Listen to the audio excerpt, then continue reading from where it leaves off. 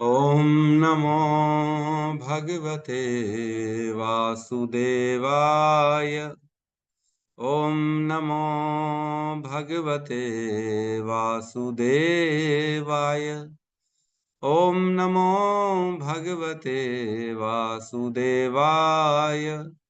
यः स्वानुभावम् अखिलं श्रुतिसारमेकम् आध्यात्मदीपम् अतितीर्षितां तमोऽन्धम् संसारिणां करुणयः पुराणगुह्यम् तं व्याससूनम् उपयामि गुरुं मुनीनां। नारायणं नमस्कृत्य नरं चैव नरोत्तमं देवीं सरस्वतीं व्यासं ततो जयमुदीरये। श्रवणतां स्वकथा कृष्ण पुण्यश्रवण कीर्तिनः हृदयन्तस्तो हि अभद्राणि विदुनोति सुहृत्सताम्। नष्टप्रायेषु अभद्रेषु नित्यं भागवत सेवया भगवती उत्तम श्लोके भक्तिर्भवति नैष्टिकी। श्रमतः श्रद्धया नित्यं गृणतश्च स्वचेष्टितम् कालेन नातिदीर्घेण भगवान् विशते हृदि। कृष्णाय वासुदेवाय देवकी नंदनाय च नंद गोप कुमाराय गोविंदाय नमो नमः। जय श्री कृष्ण चैतन्य प्रभु नित्यानंद श्री अद्वैत गदाधर श्रीवासादि गौर भक्ता वृंद। हरे कृष्णा कृष्णा कृष्णा हरे हरे हरे राम राम राम हरे हरे।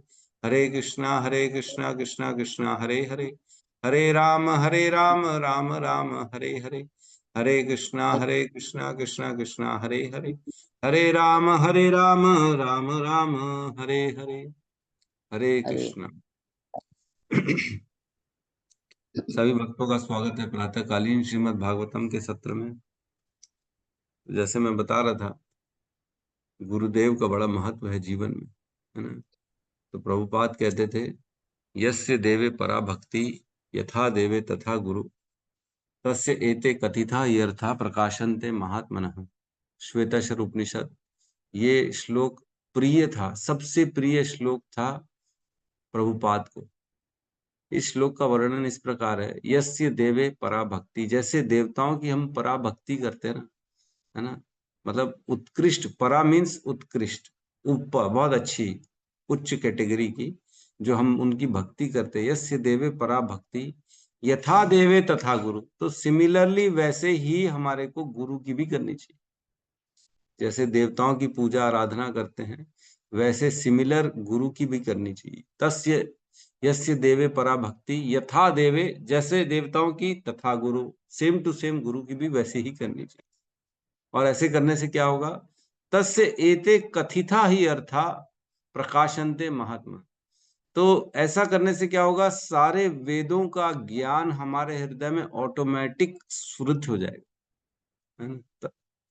यथा देवे तथा गुरु तस्य एते कथिता ही अर्था, कहने की जरूरत नहीं, खुद ब खुद सारा अर्थ प्रकाशित हो जाएगा हृदय में। प्रकाशन्ते महात्मा, वो महात्मा के हृदय में सब कुछ प्रकाशित हो जाएगा। तो हमको गुरु की पूजा करनी चाहिए, परा पूजा करनी चाहिए, मतलब उत्कृष्ट पूजा करनी चाहिए, उनकी आराधना करनी चाहिए। गुरु कृष्ण के समान है ना। कृष्ण कृष्ण और गुरु में क्या भेद है, एक भगवान है और एक भगवान का जो है नियुक्त किया हुआ हमारे सामने मूर्तिमान स्वरूप है। तो भगवान ही गुरु को हमारे जीवन में भेजते हैं। तो हमारे सामने साक्षात हमने कभी भगवान को तो देखा नहीं है, लेकिन मूर्तिमान उनके जो है नियुक्त किए हुए, उनके भेजे गए जो है हमारा उद्धार करने के लिए, समझ लीजिए एज लाइक कृष्णा ही है, उनसे कम नहीं। तो गुरु की भी सेम टू सेम हमारे को भगवान के जैसे ही पूजा करनी है, कम नहीं करनी। लेकिन गुरु भगवान नहीं है, ये कहते भगवान नहीं है, लेकिन भगवान से, भगवान के समान हमको उनको पूजना ही चाहिए। तो कल हमारे हिज होलीनेस भक्ति सिद्धार्थ स्वामी महाराज का जो है बर्थडे है, 84 व्यास पूजा है। तो आप सबसे विनती है, आइए, है ना, और अपना अपना योगदान दीजिए, यथा तन मन धन जिससे सेवा देनी है दीजिए, क्योंकि इसी से ही गुरु प्रसन्न है। गुरु को प्रसन्न करना है कि नहीं करना, गुरु प्रसन्न होंगे तो स्वयं परमात्मा प्रसन्न हो जाए। अरे गुरु को प्रसन्न कर लिया इसने। गुरु के मुख से अगर आशीर्वाद निकल जाता है ना, तो भगवान को भी उसको मानना पड़ता है, मजबूरी हो जाती है। क्या करोगे, उन्होंने तो पूरा जीवन दे दिया ना अपना, उन्होंने पूरा जीवन दे दिया भगवान के लिए, तो भगवान उनकी बात कैसे काट सकते? नहीं काट सकते। तो उनका हृदय से अगर हमारे लिए आशीर्वाद निकलता है, तो ये हमारी बहुत बड़ी उपलब्धि है। हमने जीत हासिल कर ली है जीवन में अपनी भक्ति की संघर्ष में, कि हमारे गुरु हमसे प्रसन्न है ना। तो यथाशक्ति करना चाहिए सेवा, जैसा ठीक लगे करना चाहिए, उपस्थित रहना चाहिए, सेवा करनी चाहिए, जैसा भी। आइए सब, आपका स्वागत। तो हमने कल श्लोक क्रमांक 21, 22, 23 को लिया था, तो फटाफट उसका रिवीजन कर लेते हैं। हम सभी यहाँ पर तब तक प्रतीक्षा करेंगे जब तक श्री भगवान के प्रमुख भक्त महाराज परीक्षित परम लोक को लौट नहीं जाते, जो समस्त संसारिक कल्मश तथा समस्त प्रकार के शोक से पूर्ण रूप से मुक्त है। तो कौन कह रहे हैं? ये भक्त लोग जो वहां पे महान महान ऋषि आए, वो क्या कह रहे हैं? कोई भी यहाँ से नहीं जाएगा जब तक आप भगवत धाम को नहीं चले जाते, है ना, परम लोक को नहीं लौट जाते। और बता भी रहे हैं इनकी क्वालिटी कि नहीं, परम लोक की क्वालिटी बता रहे, जो समस्त संसारिक कल्मश तथा समस्त प्रकार के शोकों से पूर्ण रूप से मुक्त है। वहां कोई कल्मश नहीं है, वहां पे कोई भी प्रकार का संसारी दिक्कत नहीं है, शोक नहीं है। विशोक है ना, विशोकम वरजसकम, वैकुंठ है, कल्मश से परे है। विशोकम, शोक भी नहीं है वहां पे। वो कौन सा लोक है? लोकम परम, वो भगवान का परम लोक।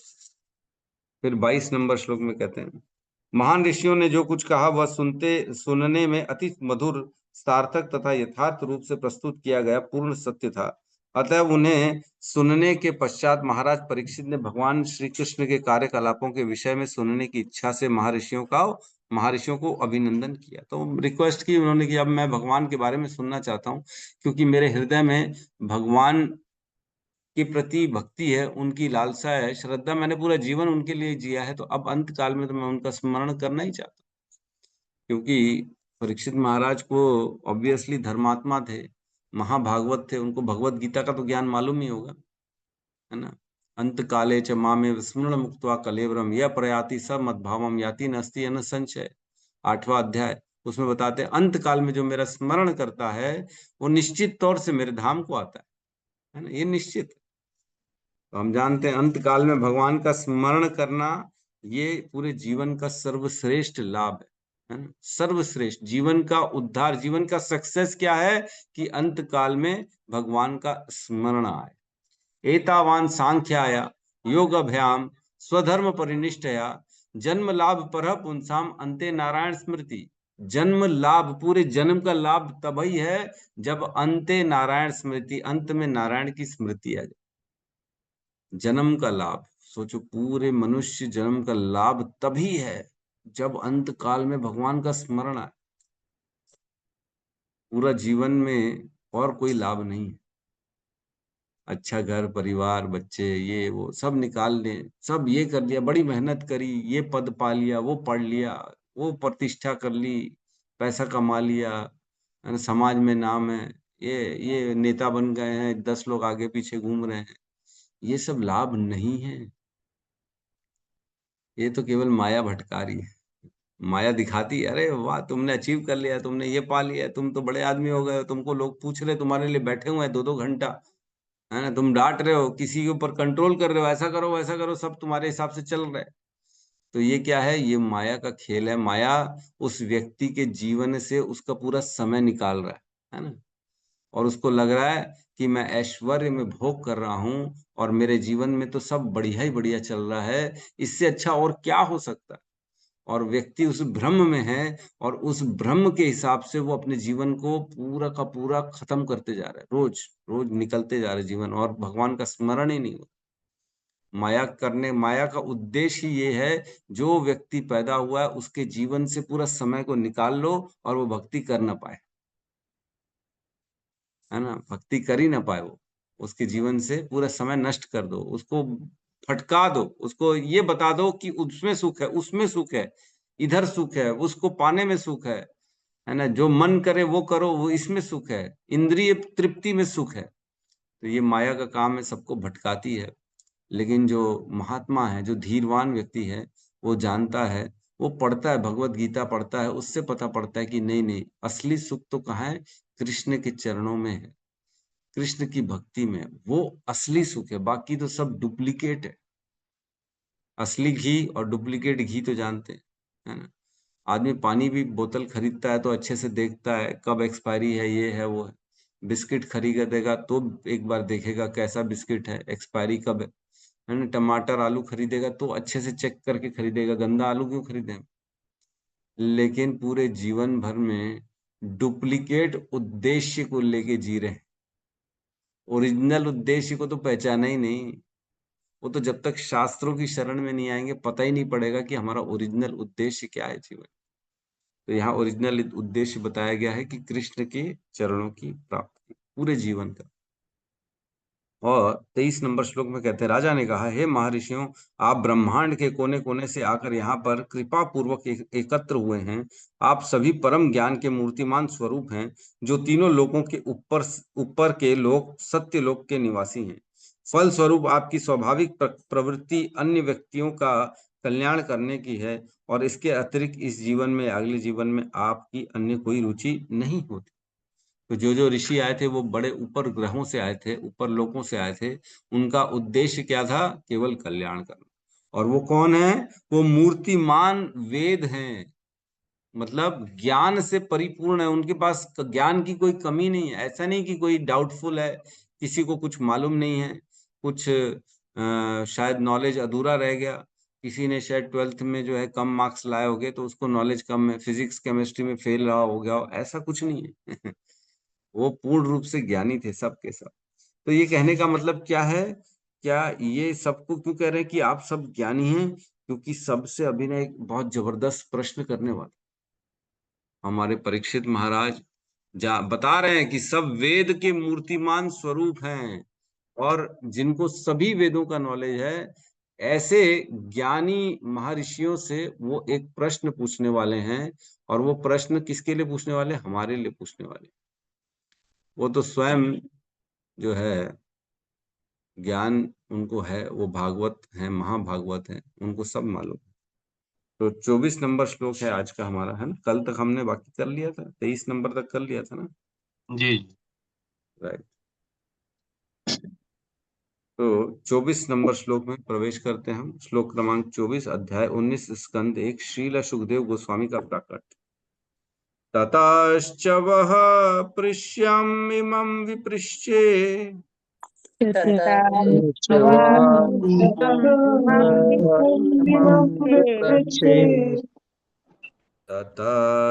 वः पृच्छ्यमिमं विपृच्छे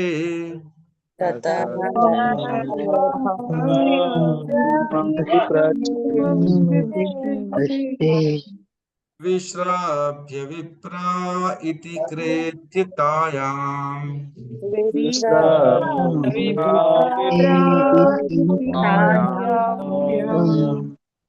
सर्वात्मना म्रियमाणैश्च कृत्यम्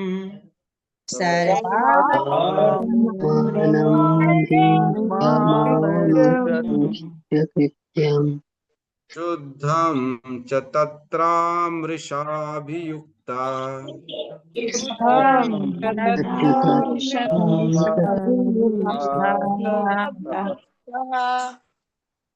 ततश्च वाप्रीक्ष्यम् इमं विपृक्षे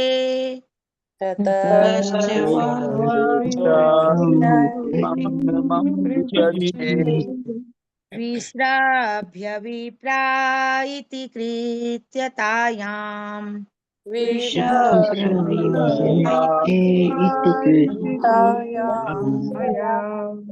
सर्वात्मना म्रियमाणश्च कृत्यम्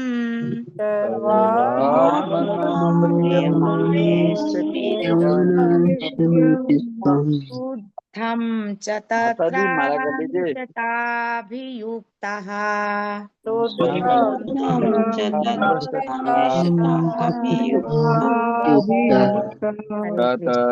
ततश्च वा प्रच्छयामिमं विप्रच्छे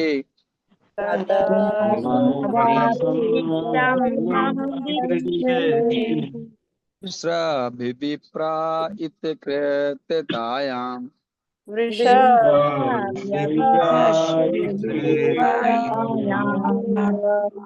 सर्वात्मना म्रियमाणेश्च कृत्यम्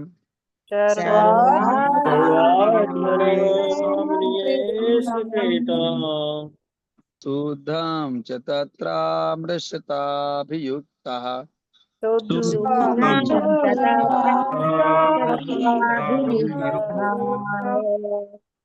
हरे कृष्ण।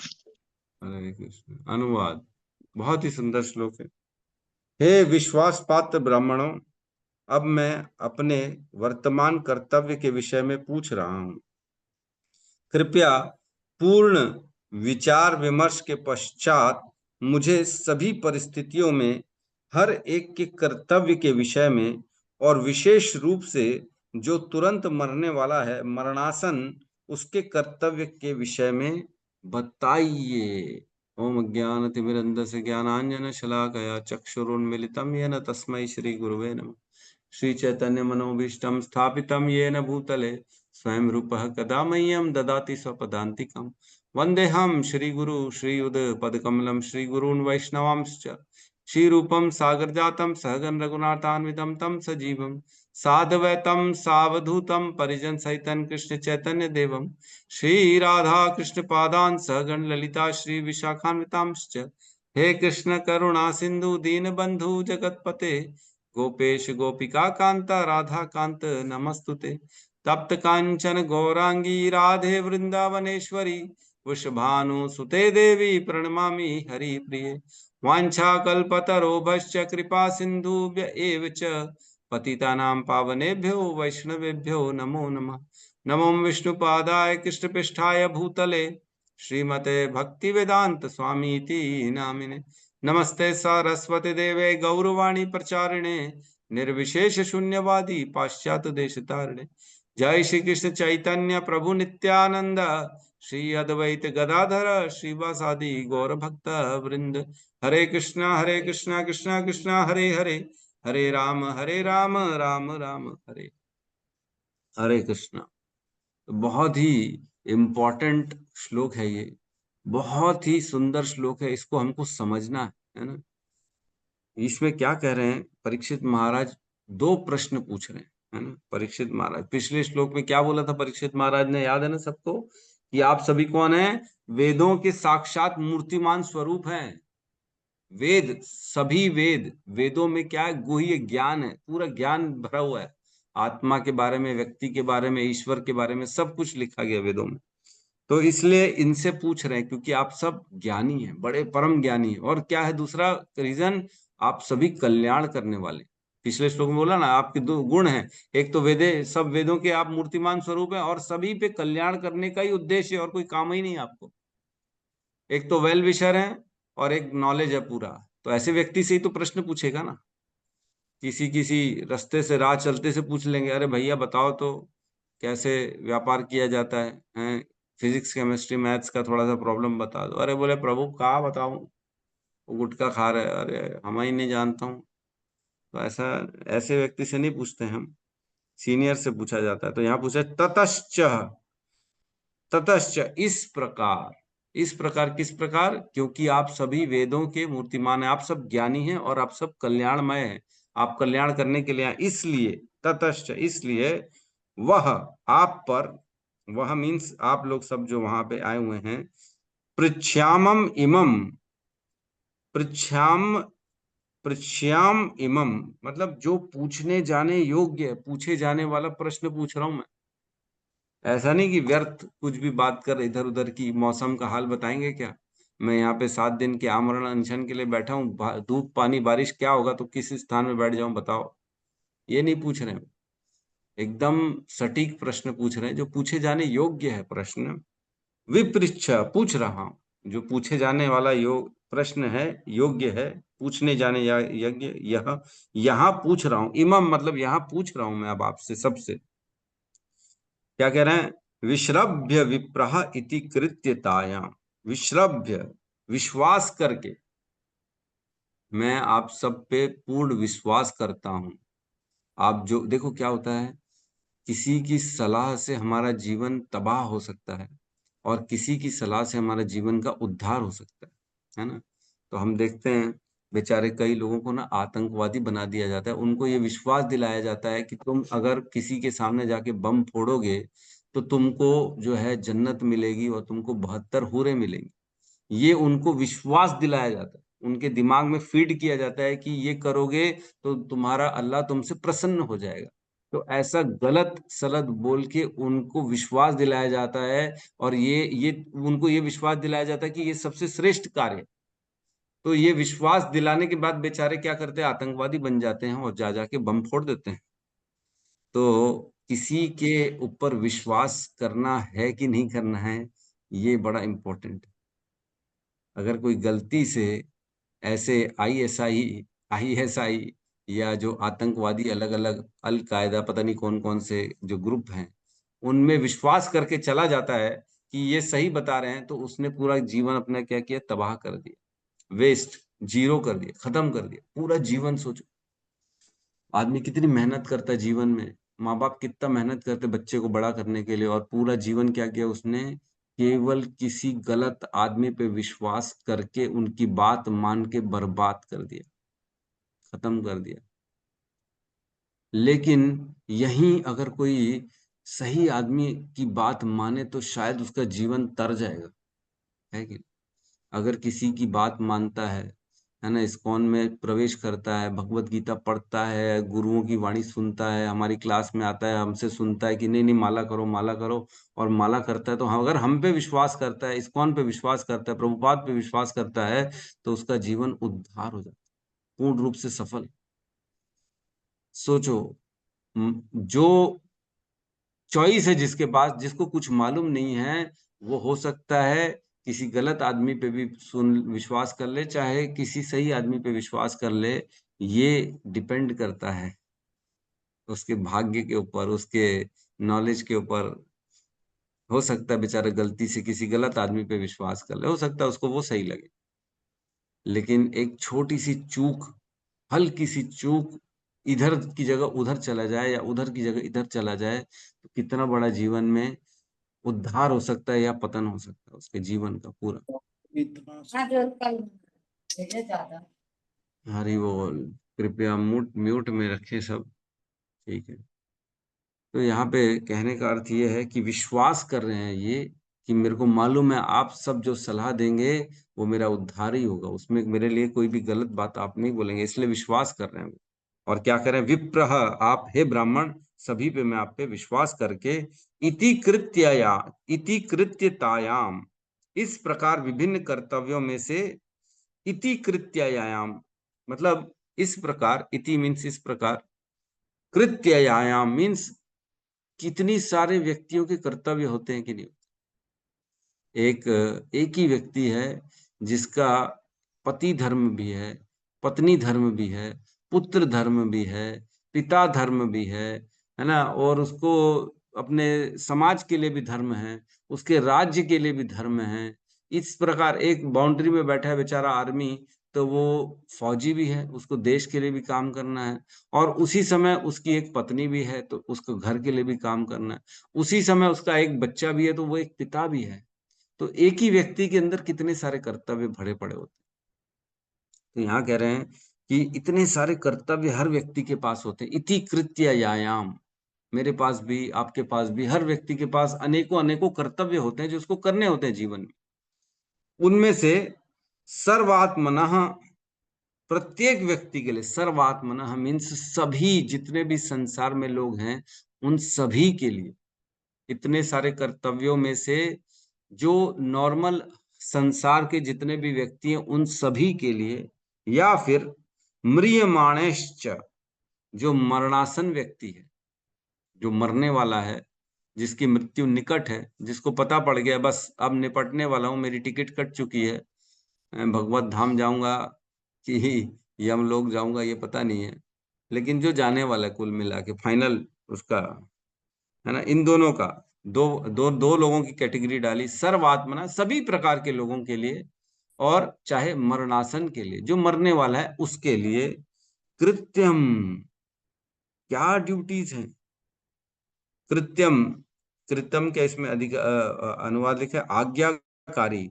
मतलब जो मानता है, ऐसा नहीं है कि अपने हिसाब से काम करेगा, नहीं, जो वेदों को मानेगा, कृत्यम, उसके लिए शुद्धम च तत्रामृषिता अभियुक्त। शुद्धम च, परफेक्ट ड्यूटी क्या है उनके लिए, सबसे श्रेष्ठ शुद्धम, मतलब इन सभी कर्तव्यों में से जो मरने वाला है वो, और चाहे जो नहीं मरने वाला है, जो संसार में नॉर्मल व्यक्ति, उन दोनों के लिए इन अनेक अनेक कर्तव्यों में से सबसे बड़ा कर्तव्य क्या है, उसको क्या करना चाहिए, है ना। और क्या कह रहे हैं, तत्रामृषताभियुक्त, मीन्स सोच समझ कर बताइए, ऐसा हड़बड़ में गड़बड़ मत कर दीजिए, कुछ भी मत बोल दीजिएगा ना, सोचिए, विचार विमर्श करिए, आराम से, ढंग से सोचिए और मेरे को बताइए। क्यों? क्योंकि मेरी मृत्यु तो 7 दिन में होने वाली, ताकि मेरे लिए मैं पता करूं मेरी क्या स्थिति है, मेरे को क्या करना है। और सर्वात्मना, सर्वात्मना मीन्स वो किसके लिए पूछ रहे हैं, वो किसके लिए पूछ रहे हैं, वो तो मरने वाले हैं, लेकिन जो नहीं मारने वाले हैं उनके लिए भी पूछा, तो कौन है यहाँ पे जिनके लिए पूछा? हमारे लिए पर पूछा प्रभु, हमारे लिए तो प्रश्न पूछ रहे हैं, उनको तो सब मालूम है, तो पूर्व निश्चित बता दिए पहले से ही कि उनकी निश्चित है भगवत धाम जाना, उन्होंने श्लोक में पहले ही बता दिया था। उनका पूरे जीवन का काम ही ऐसे किया उन्होंने कि निश्चित था उनको भगवत धाम जाना। सोचो, जिसके अंत काल में इतने महान महान ऋषि आ जाएंगे, नारद मुनि आ गए, सोचो, तो उसको भगवत धाम जाने से कोई रोक सकता है क्या? भृगु, वशिष्ठ, विश्वामित्र, अनेक अनेक ऋषि महान महान आ गए हैं ऐसे व्यक्ति के अंत काल में, तो वो तो निश्चित तौर से भगवत धाम जाने ही वाले हैं। लेकिन ये प्रश्न किसके लिए पूछ रहे हैं? ताकि ये पूर्ण रूप से सिद्ध हो जाए और ये कंफर्म हो जाए, किसी को डाउट न रहे कि अंत काल में या जीवन में करना क्या, सबसे बड़ा कर्तव्य क्या है व्यक्ति का, सबसे बड़ा कर्तव्य। तो 2 प्रश्न पूछे, है ना। एक वो जो सभी नॉर्मल व्यक्तियों के लिए, जो सोच रहे हैं मैं मरने वाला नहीं हूं, उनके लिए क्या कर्तव्य है, और ऐसा व्यक्ति जिसकी निकट भविष्य में मृत्यु आने वाली, जिसको मालूम है मरणासन व्यक्ति जो है, उसके लिए क्या कर्तव्य, क्या करना चाहिए। तो यहाँ पे बोल रहे हैं, हे विश्वास पात्र ब्राह्मणों, है ना, पूर्ण विश्वास है उनको। अब मैं आपने अपने वर्तमान कर्तव्यों के विषय में पूछ रहा हूं। अब मीन्स क्यों कह रहे हैं, अब क्यों पूछ रहे हैं? क्योंकि अब मेरे पास न राजा हूं मैं, न घर परिवार का व्यक्ति हूं, न अन्य कोई और मेरा धर्म है, मैं सब त्याग के आ चुका हूं, मैंने सब छोड़ दिया। अगर राजा होते तो शायद सभी कहते कि हे राजा, अभी आपका धर्म है कि अपने राज्य को संभालिए, है ना, ये बोल सकते थे, क्योंकि आप धर्मात्मा हो, राजा हो, आपके ऊपर पूरा राज्य का भार है। अगर राज्य छोड़ देते, परिवार के साथ जंगल में आते, तो हो सकता कहते कि हाँ, आप परिवार के साथ में हो तो आपका कर्तव्य है अपनी पत्नी का ध्यान देना, बोल सकते थे। लेकिन अब चूंकि वो अकेले आए हैं, सब छोड़ दिया उन्होंने, तो ऐसे व्यक्ति का सबसे बड़ा कर्तव्य क्या है कि भगवान की प्राप्ति के लिए प्रयास करना, है ना? तो इसका आंसर देंगे, अभी हम अगले श्लोकों में समझेंगे। इतने इस प्रश्न का उत्तर इतने महान महान ऋषि नहीं दे पा रहे, कंफ्यूज हो जाए। अगले श्लोकों में हम देखेंगे कि वो चर्चाएं कर रहे हैं आपस में, लेकिन बता नहीं पा रहे हैं कि सबसे बड़ा कार्य क्या है। कोई बोलेगा ज्ञान योग, कोई बोलेगा ध्यान योग, कोई बोलेगा शून्यवादी बन जाओ, विचारों को शून्य करो, अपने ध्यान को एकत्रित करो, कोई हो सकता है ऐसा कह दे, लेकिन बेचारे कंफ्यूज है, कोई बता नहीं रहा है। तो हमको देखना है, एक चीज समझना है कि हमारे जीवन में कोई बड़ी चीज, जैसे कई लोग अपने जीवन में टारगेट बना लेते हैं, ये पाना है, वो पाना है ना, मेरे को तो नाम कमाना है, मेरी कंपनी में टॉप करना है, मेरे स्कूल में टॉप करना है ना। कई लोग ऐसे होते हैं, मैंने देखा है, पेपरों में आपने भी देखा होगा, बड़े बड़े मेडल्स अवार्ड्स मिले हुए हैं उनको, लेकिन बेचारे क्या कर रहे हैं, चाय बेच रहे हैं, या इस तरह का कोई ऐसा कार्य कर रहे हैं बेचारे, जो उनके जो टैलेंट है उसका कोई यूज नहीं। तो जब उनको अवार्ड मिला, जब उनको मेडल मिले, तब उनको कितनी खुशी हुई होगी, लेकिन आज उसकी वैल्यू जीरो हो गई, है कि नहीं। आज अपने जीवन में भी हम देखेंगे, तो हमने जीवन में कुछ न कुछ तो ऐसा जरूर अचीव किया होगा जिस उस समय बड़े प्रसन्न हुए होंगे हम, बहुत ज्यादा हमारे घर वाले, आस पड़ोस, स्कूल वाले, कॉलेज वाले, बड़ा उन्होंने बोला वाह वाह आपने तो जोरदार काम कर लिया, आपके लिए तालियां, हो सकता है आपको स्टेज में बुलाया गया हो। लेकिन क्या वो आज भी उतना ही महत्वपूर्ण है? आज उसकी कोई वैल्यू ही नहीं है कि नहीं? आज उस दिन हम गए थे जो है इनविटेशन देने, है ना, तो छत्तीसगढ़ के जो बीजेपी के अध्यक्ष है किरण सिंह देव, उसके घर गए, उनके घर गए थे। तो वहां एक ना लड़की से मिलाया गया जिसको प्रेसिडेंट अवार्ड मिला था। बोले अभी अभी इसको प्रेसिडेंट अवार्ड मिला। तो प्रेसिडेंट अवार्ड मिला है और वो बेचारी इधर उधर जा रही अपने काम कराने के लिए। सोचो प्रेसिडेंट अवार्ड मिला है और बेचारी के पास जो है अपना काम नहीं हो पा रहा। बेसिकली कुछ ना कुछ तकलीफ है जिसके निवारण के लिए इधर उधर वो घूम रहे हैं। तो कहने का मतलब है अचीवमेंट जो होता है ना वो टेम्पररी होता है, थोड़े काल के लिए, लेकिन परमानेंट जो हमारे जीवन का उद्धार है वो तो भगवान के नाम से ही हो सकता है। तो इसके तात्पर्य में कहते हैं, दो प्रश्न पूछे गए। प्रश्न यह है कि सभी परिस्थितियों में हर व्यक्ति का कर्तव्य क्या है, और दूसरा यह प्रश्न यह है कि मरणासन व्यक्ति की विशिष्ट कर्तव्य क्या है। तो हर व्यक्ति मरने वाला है, चाहे वह तुरंत मरे या 100 वर्ष बाद मरे। किसी की लंबी आयु होती है, किसी की छोटी आयु होती है। मैंने आपको उस दिन बताया था, हमारे यहाँ एक राव जी करके काम करते हैं, उनका 25 साल का लड़का, मैंने आपको बताया था, वो एक्सीडेंट नहीं, एक शोरूम में काम करता है, वहां पे उसको लिफ्ट के नीचे आ गया शायद, तो उसकी काफी सारी इंजरीज हो गई थी बॉडी में। वो अस्पताल में एडमिट था, लेकिन 2 दिन पहले वो मर गया। 25 साल का लड़का जिसको मेहनत करके व्यक्ति ने पढ़ाया लिखाया, अब जब उसकी नौकरी अभी अभी स्टार्ट किया था उसने, नौकरी पहली या दूसरी नौकरी थी, और वो बेचारा 30 दिन, 20 से 25 दिन अस्पताल में संघर्ष कर करके वेंटिलेटर में कर करके बेचारा अब उसने प्राण त्याग दिया, छोड़ दिया, मर गया। कौन मरने वाला है ये कैसे निर्धारित हो? 25 साल का लड़का जो अच्छा था, मैं तो जानता था उसको, बचपन से देखते आ रहा हूं मैं, कोई प्रॉब्लम नहीं थी, कोई गंदी आदत नहीं थी, पढ़ाई लिखाई सब किया उसने, अभी अभी शोरूम में जॉब लगा उसका और मर गया। कौन मरने वाला नहीं है फिर? किसी की गारंटी है? यहाँ कह रहे हैं एक प्रकार से संपूर्ण श्रीमद् भागवतम द्वितीय स्कंद से लेके 12वें स्कंद तक इन्हीं दोनों प्रश्नों से संबंधित है। इनसे जो निष्कर्ष निकला है वह यह कि श्री भगवान के भक्तिमय सेवा ही जीवन में हर एक का स्थायी कर्तव्य, परमानेंट कर्तव्य क्या है हर एक का? भगवान की सेवा, और कुछ नहीं। श्रीमद् भागवतम एक्चुअल में बोली ही इन दोनों प्रश्न के कारण है। बेसिकली इन दोनों प्रश्न का उत्तर है श्रीमद् भागवतम। लास्ट की कुछ लाइन में लिखते हैं, सर्वोत्तम विधि में अपेक्षा की गई है कि मनुष्य अन्य सभी विधियों को त्याग कर श्री भगवान के चरण कमलों की शरण ग्रहण करे और इस प्रकार संपूर्ण पाप एवं उनके फलों से बच जाए। तो बेसिकली हमारे लिए हमारी लाइफ में कुछ भी इम्पोर्टेंट नहीं है, सब कुछ इनसिग्निफिकेंट है। इम्पोर्टेंट है तो क्या है? केवल कृष्ण और उनका नाम, और कुछ नहीं है। तो ये जब तक दिमाग में बैठेगा नहीं, ये घुसेगा नहीं, बोलेंगे प्रभु आप बार बार यही यही बोलते हो, हाँ यही बोलेंगे क्योंकि यही इम्पोर्टेंट। ठीक है, तो क्लियर है? अगले श्लोक में प्रवेश करें। जी क्लियर है? प्रभु। श्लोक नंबर 25। तत्रा भगवान व्यास पुत्रो तत्र भगवान् व्यासपुत्रो यत्रेष्ययागां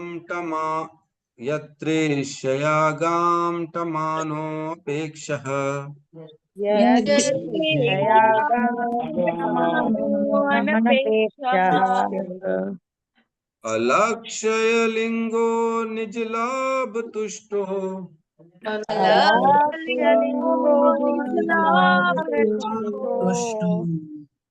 वृतश्च बालैरवधूत वेशः वृत्ताशबालैरवधूतवेषः तत्रापद भगवान् व्यासपुत्रो तत्र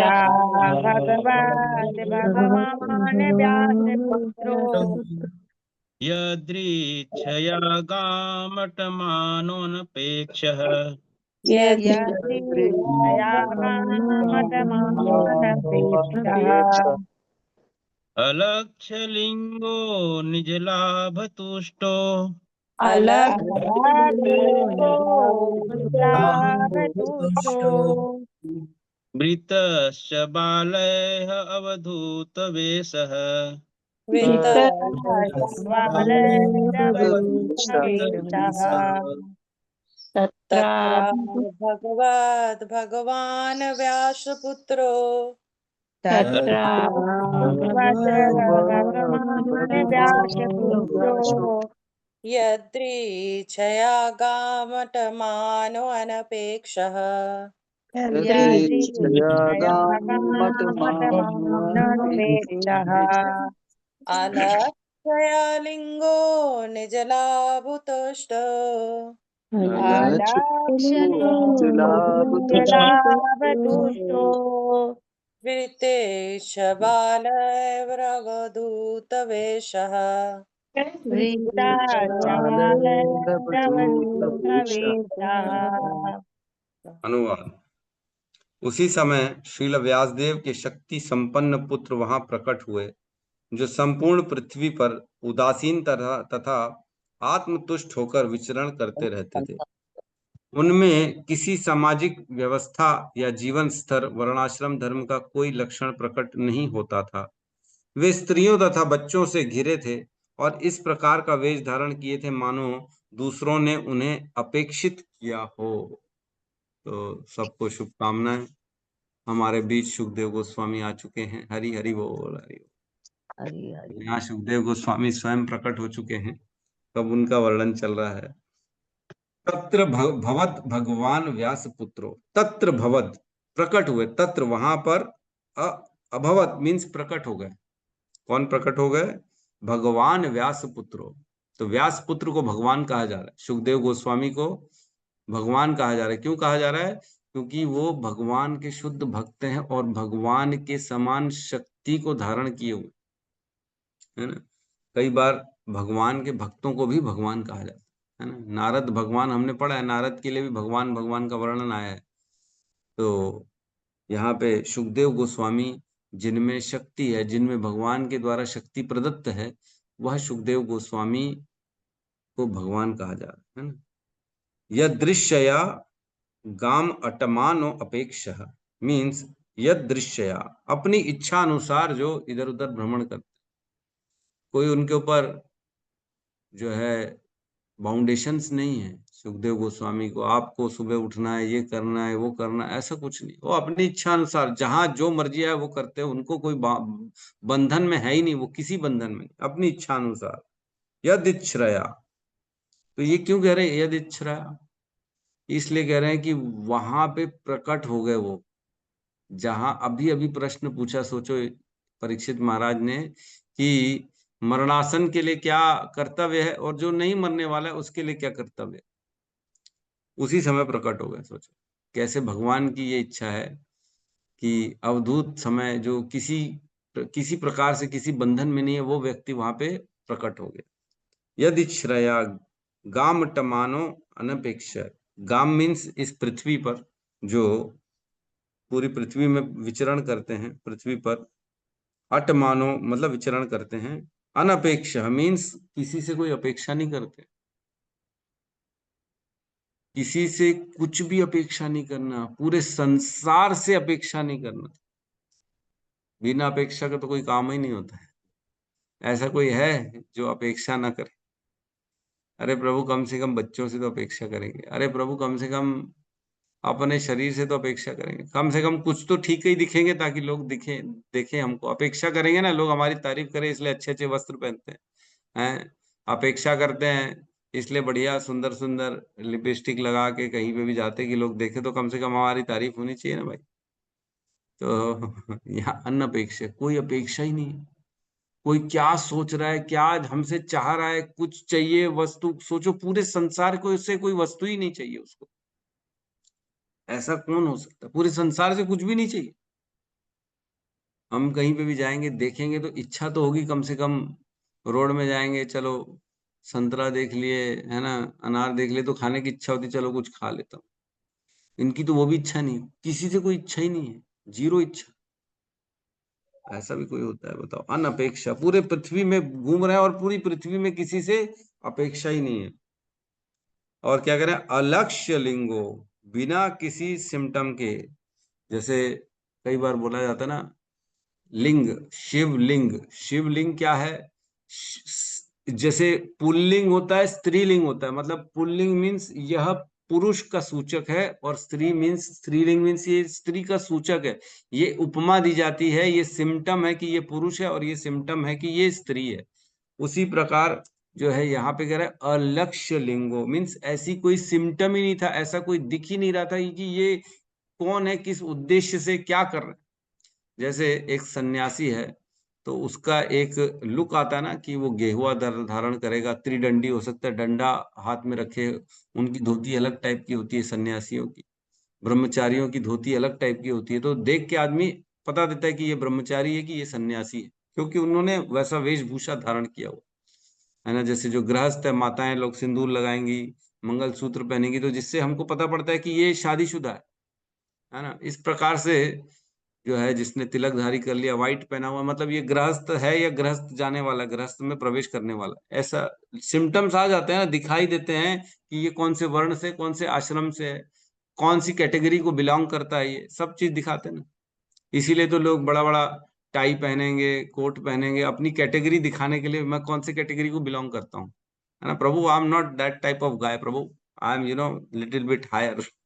अपने आप को ऊंचा दिखाने के लिए घड़ी पहनेंगे सोने वाली, ऐसे बड़े बड़े बड़े गले में सोने के जो है चेन पहनेंगे, लाल तिलक लगाएंगे कई लोग, बड़ा बड़ा ऐसा लंबा लाल तिलक। अरे हम देवी के उपासक है जी, शक्ति के उपासक, शैव के उपासक, शक्ति के उपासक, और एक होता है विष्णु के उपासक, है ना। तो शिव जी के उपासक को क्या कहते हैं? शैव। और शक्ति के उपासक मीन्स देवी के शाक्त्य कहते हैं उनको, शाक्त्य। और विष्णु के उपासक को क्या कहते हैं? वैष्णव। तो तीन ही टाइप के लोग हैं इस संसार में, है ना। तो तीनों हैं, ये तीनों आध्यात्म में है एक्चुअल में, तीनों। बाकी हैं, ऐसे नहीं, ऐसे नहीं है। बाकी लोग जो है, हो सकता है कोई किसी को मानता ही नहीं, है ना। एथीस्ट लोग हैं जो भगवान को ही नहीं मानते, तो वो भी लोग हैं। तो शैव्य, शैक्त और वैष्णव, ये तीन तरह के जो है आपको दिखेंगे, जो थोड़े भले रिलीजियस दिखेंगे। वो हो सकता है भगवा में दिखे, हो सकता है वो धोती कुर्ता में दिखे, हो सकता है तिलकधारी हो, लेकिन हो सकता है वो शैक्त के उपासक हैं, दुर्गा के उपासक हैं, शिव के उपासक हैं। हो सकता है अवधूत हो, ऐसा जटाया वटाया डाल देगा, तो शिव के उपासक है। ठीक है, तो यहाँ पे कह रहे हैं कि जो सिम्टम्स होते हैं, इनके देख के समझ में ही नहीं आ रहा था ये कौन है। कोई सिम्टम ही नहीं, कपड़ा ही नहीं पहना तो क्या सिम्टम देखेगा। कोई साड़ी पहने, धोती कुर्ता पहने, पैंट शर्ट पहने तो बता भी दे भैया ये ठीक है, पढ़ा लिखा लग रहा है, ये ऐसा है वैसा है। ये इनका कुछ दिख नहीं, अलक्ष्य लिंगो, कुछ समझ में नहीं आ रहा था। और क्या कह रहे हैं? निज लाभ तुष्टो। निज लाभ तुष्टो मीन्स अपने आप में पूर्ण रूप से संतुष्ट थे, उनको कुछ भी नहीं चाहिए। जैसे ऊपर बोला ना, अनअपेक्षा, किसी से कुछ नहीं चाहिए, लेकिन अपने अंदर में स्वयं में प्रसन्नता थी। उनको संसार से किसी प्रकार की कोई सुख के लिए अभिलाषा नहीं थी। एक श्लोक हमने पढ़ा था पहले, आत्म रामश्च मुनयो सर्व ग्रंथो निरुपयुक्रमे, है ना, कुर्वन्ति अहेतुकीम भक्तिम इत्थम भूत गुणो हरि। जो आत्मराम, जो आत्मा अपने अंदर में ही आनंद प्राप्त कर चुका है, ऐसा व्यक्ति, है ना, निर्ग्रंथो उपयुरु क्रमे। लेकिन जब वो उपयुरु क्रमे भगवान के बारे में कुछ सुनता है, उपयुरु क्रमे मीन्स अद्भुत कर्म करने वाले श्री भगवान, उनके बारे में जब सुनता है, तब क्या करता है? कुर्वन्ति अहेतु किम भक्ति, वो भी भक्ति चालू कर देता है। इत्थम भूत गुणो हरि, इस प्रकार हमारे हरि के गुण, कि जो आत्मा राम है, जो पहले से ही संतुष्ट है, उसको भी भक्ति करा देते जब उनके बारे में सुनते। तो एक्चुअल में ये सुखदेव गोस्वामी के लिए था। पहले सुखदेव गोस्वामी भगवान के प्रति आकृष्ट नहीं थे। जैसे ही उनका जन्म हुआ अपनी माता के गर्भ से, वो तुरंत दौड़ के जंगल में चले गए नग्न अवस्था में ही, और वो अपने पिता माता किसी से वो जुड़ना नहीं चाहते थे, आसक्ति नहीं चाहते थे, इसलिए दौड़ गए थे वो। तो जब उनको 2 श्लोक सुनाए गए थे व्यासदेव के शिष्यों ने, तब उनका आकर्षण बढ़ गया था कृष्ण के प्रति कि ये किसकी बात कर रहे हैं। फिर वो वापस आए वेद व्यास के पास, और फिर उन्होंने पूरा भागवतम सुना, पढ़ा, समझा, फिर विचरण कर रहे हैं पूरे संसार में, है ना। इस प्रकार निज लाभ तुष्टो, पूर्ण अपने अपने अंदर आत्मा में आनंद प्राप्त कर रहे हैं। उनको बाहर से कुछ, संसार से आनंद के लिए कुछ भी नहीं चाहिए। और क्या कह रहे हैं, वृत्तश्च बाल रैव अवधूत वेश, बच्चों से घिरे हुए थे वो, घिरे हुए थे बच्चों से और स्त्रियों से। क्यों घिरे हुए थे? क्योंकि अवधूत वेश, उनका धूत, अवधूत समान उनका वेश धारण किया हुआ। अवधूत मीन्स कुछ भी नहीं पहना, जीरो, नग्न अवस्था में है। इसलिए बच्चे छिड़ाते छेड़ते रहते ना, ए नंगू पंगू कैसे घूम रहे हो, स्त्रियां घूम रहे हो, वो छेड़ते रहते जैसे छोटे छोटे बच्चे किसी को भी। तो यहाँ कह रहे हैं, हमने देखा था जब युधिष्ठिर महाराज ने भी अपना राज्य छोड़ दिया था, तो वो भी फटे पुराने कपड़े पहन के निकल पड़े थे। सब उन्होंने अपना सब आभूषण छोड़ दिया था, और एकदम ऐसे पागल की तरह फटे कपड़े पहन के निकल पड़े थे वो जंगलों की तरफ, हम जानते हैं, है ना। और किसने ऐसा किया था? ऋषभ देव ने। ऋषभ देव ने भी जब अपने पुत्रों को ज्ञान दिया, 100 पुत्रों को, तब उसके बाद वो भी पागल समान इस संसार में विचरण करने लगे। अपने ही मलमूत्र में लेट जाते थे, वही मलमूत्र करते थे, वही लेट जाते थे, ताकि लोग मेरे को पागल समझे। क्यों? ताकि लोगों से उनका इंटरेक्शन नहीं करना है उनको। आप जाएं, हो सकता है वृंदावन जाएं या किसी भी ऐसे धाम में जाएं, तो वहां पे भी हमको काफी बार ऐसे अवधूत लोग दिखते हैं जो कुछ नहीं पहनते। तो इसका मतलब ये नहीं है कि वो, उनको कुछ आता नहीं। हम कपड़ा पहन लिए तो हम ज्ञानी हो गए, और वो कपड़ा नहीं पहने तो इसका मतलब वो अज्ञानी है, ये ऐसा अर्थ बिल्कुल नहीं निकालना चाहिए। एक बार मैं कल ही लेक्चर सुन रहा था इसी श्लोक पे, तो मैं सुना एक प्रभु जी हैं, वो ऐसे ही एक बाबा जो है ना, उनको मिला वृंदावन में, जो नग्न था और उसने कुछ नहीं पहना था।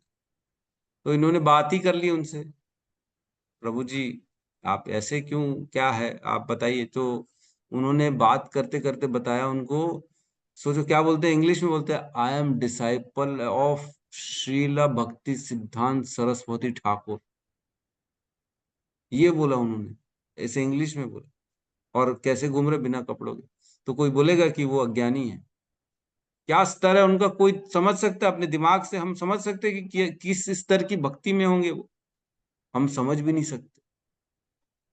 जिसको सोचो कपड़ा तक पहनने की इच्छा नहीं है, जिसने सब कुछ त्याग दिया, उससे उसको संसार से कोई अपेक्षा नहीं, कोई इच्छा नहीं, किसी वस्तु से, किसी व्यक्ति से कोई इच्छा नहीं है। और उसकी स्थिति अंदर ही अंदर क्या चल रही भगवान ही जाने। हम तो समझ भी नहीं सकते अपनी इस बुद्धि से कि उनके विचार कैसे होंगे, वो जीवन में क्या उनका टारगेट होगा, उन्होंने क्या प्राप्त कर लिया है, उनका साधन क्या है, उनकी साधना क्या है, साध्य क्या है, कुछ नहीं मालूम हमारे को। हम तो, हमारी स्तर ही नहीं है, हमारा उस स्तर में ही नहीं।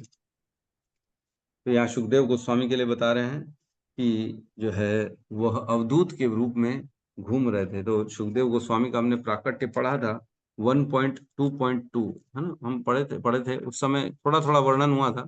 तो वो श्लोक को पढ़ते हैं, जो कि हमको मंगलाचरण में भी बोला जाता है, लेकिन हम बोलते नहीं इतने सारे श्लोक, बोला जा सकता है मंगलाचरण में भी। 1.2.2 बड़ा सुंदर श्लोक है ना। उसमें कहते हैं, यम प्रवजंतम अनुपेतम उपेत कृत्यम द्वैपायनो विरह कातुर आजुवाह पुत्रेति तन्मयतया तरवोभिनेदु तम सर्वभूत हृदय मुनिमानोऽस्मि। इसका अनुवाद है, श्रील सुद गोस्वामी ने कहा, मैं उन महामुनि श्रील सुखदेव गोस्वामी को सादर नमस्कार करता हूँ। कौन नमस्कार कर रहे हैं? सुद गोस्वामी। इनको महामुनि सुखदेव गोस्वामी को नमस्कार करें, जो सबके हृदय में प्रवेश करने में सामर्थ्य हैं। जब वे यज्ञोपवीत संस्कार अथवा उच्च जातियों द्वारा किए जाने वाले अनुष्ठानों को संपन्न किए बिना संन्यास ग्रहण करने चले गए, उन्होंने कोई संस्कार ही नहीं किया, उनके ऊपर कोई बाउंड्रीज ही नहीं है है ना। तो उनके पिता श्रीला व्यासदेव ने उनके वियोग के भय से आतुर होकर पुकारा, हे पुत्र। जो उस समय वैसे ही वियोग की भावना में लीन थे, उन्हें मात्र ऐसे वृक्षों ने शोकग्रस्त पिता के शब्दों के प्रतिध्वनि के रूप में उत्तर दिया। तो हमने पढ़ा था जब सुखदेव गोस्वामी चले जाते हैं, तब उनके पिता व्यासदेव पूरे जंगल में हे पुत्र करके उनके पीछे पीछे दौड़ रहे थे। तो वापस से पेड़ों ने भी उनको जवाब दिया था कि हे पुत्र, कौन पुत्र, कौन पुत्र, कौन किसका पुत्र है, कौन किसका पिता है। हमने इस पे चर्चा करी थी, याद है कि नहीं? जो हमारे साथ शुरू से जुड़े हुए हैं, हो सकता है याद हो जाए, थोड़ा बुद्धि में झाड़ना पड़ेगा अपनी याददाश्त को, तब याद आ जाएगा कि चिल्लाते चिल्लाते जा रहे थे हे पुत्र, हे पुत्र। फिर उसकी प्रतिध्वनि हो रही थी, जिसको हम इको बोलते ना, वापस वही सुनाई दे रहा था, हे पुत्र, हे पुत्र। कई बार हम जाते हैं ऐसे खाइयों में, जब कई वीडियोज आते हैं ना, बॉयफ्रेंड जाता है अपनी गर्लफ्रेंड का नाम लेता है, ये और उसका फिर वापस प्रतिध्वनि आ जाती है, वापस सुनाई देता है। तो वैसे ही व्यासदेव को हे पुत्र बोल रहे थे, तो फिर वृक्ष भी वापस हे पुत्र इको आ रहा था।